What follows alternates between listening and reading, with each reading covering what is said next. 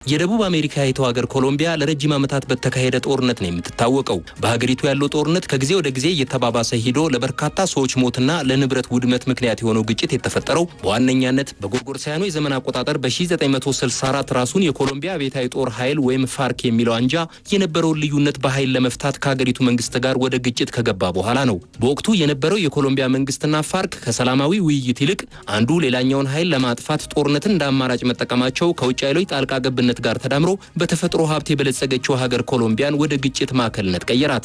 በሂደት በዋነኛነት የኮሎምቢያ አብዮታዊ ጦር ኃይል ፋርክና የመንግስት ኃይሎች መካከል ሲካሄድ የቆየው ጦርነት በርካታ ሌሎች ታጣቂ ቡድኖችና የተደራጁ የወንጀል ኃይሎች እንዲፈጠሩ ያደረገ ሲሆን በሀገሪቱ በጎርጎሮሳውያኑ የዘመን አቆጣጠር በ1960ዎቹ የተጀመረው ይህ ጦርነት ታዲያ ከ9 ሚሊዮን በላይ የሚሆኑ ሰዎችን ሰለባ ማድረጉን የመንግስታቱ ድርጅት አስታውቋል። ከነዚህ በጦርነት ሞትና ጉዳት ከደረሰባቸው 9 ሚሊዮን ሰዎች መካከል ደግሞ 2 ሚሊዮን የሚሆኑት ኮሎምቢያውያን ህጻናት ናቸው።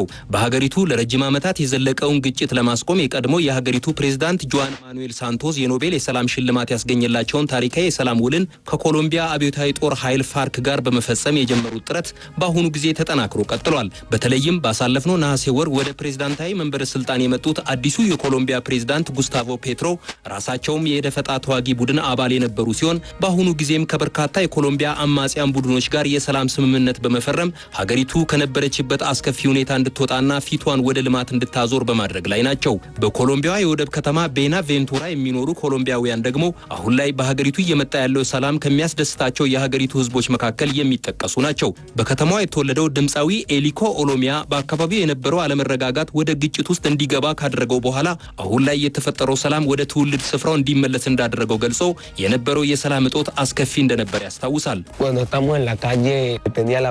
ሁሉም ሰው ይጨነቅ ነበር። የሚኖረው በፍርሃት ነው።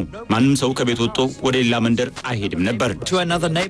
የወጣቱ ኮሎምቢያ አርቲስት ኤሊኮ ኦሎሚያ የትውልድ ከተማ ቤናቬንቱራ በነበረው የእርስ በርስ ጦርነት ምክንያት ንጹሃን በየዕለቱ የሚገደሉባት ከተማ ከመሆኗን በላይ ወደ አሜሪካ በህገ ወጥ መንገድ የሚላከው አደንዛዥ እጽ የሚዘጋጅባት ቦታም ነበረች። ነገር ግን አዲሱ የፕሬዝዳንት ጉስታቮ ፔትሮ መንግስት ከተለያዩ የኮሎምቢያ አማጽያን ጋር የሰላም ስምምነት ካደረገ በኋላ ከተማዋ ነፍስ ዘርታለች። ነዋሪዎችም ከተሰደዱበት አካባቢ በመመለስ የዕለት ተዕለት እንቅስቃሴ መጀመራቸው ነው የተነገረው። በዚህም ከተማዋ ወደ ሰላማዊ እንቅስቃሴ መመለሷ እንዳስደሰተው የከተማዋ ነዋሪዎችን በሙዚቃ ስራው እያጽናና ያለው ወጣት ኤሊኮ ኦሎሚያ ገልጿል። ከተወሰኑ ወራት በፊት ይህ አሁን ያለውበት የቤናቬንቱራ ከተማ ባዶ ነበር። ውሻ በዚህ አካባቢ አይኖርም ነበር። ነገር ግን በአሁኑ ጊዜ ሰዎችን ወደፊት የሚያራምድ የሰላም ስምምነት ተግባራዊ እየተደረገ መሆኑ በጣም ጥሩ ነገር ነው። ሰዎች በድጋሚ ወደ ውጭ መውጣት ጀምረዋል።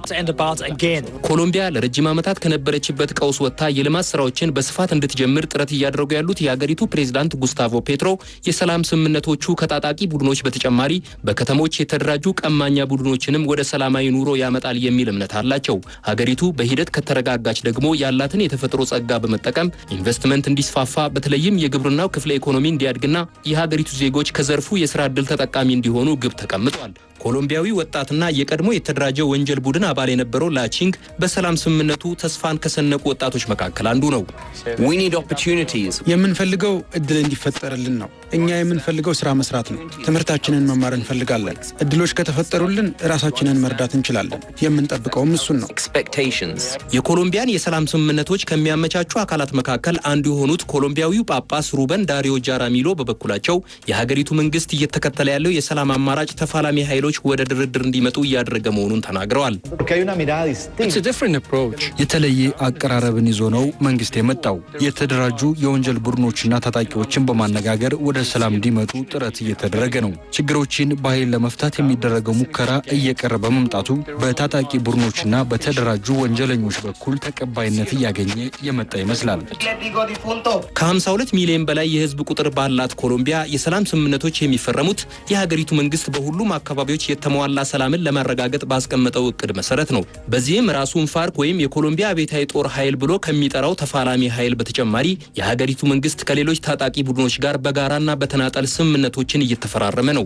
ከስምምነቱ ውጪ የነበሩ 5 አነስተኛ የታጠቁ ቡድኖችም ለመጨረሻ ጊዜ የሰላም አማራጭ ለመከተል ከሀገሪቱ መንግስት ጋር ተፈራርመዋል። ይህም ኮሎምቢያ ሁሉንም በዱር የሚገኙ ታጣቂ ቡድኖችንና አማጽያንን ወደ ሰላም በማምጣት እንድትረጋጋ የሚረዳ መሆኑን የፍራንስ 24 እና የአልጀዚራ ዘገባዎች ያመለክታሉ።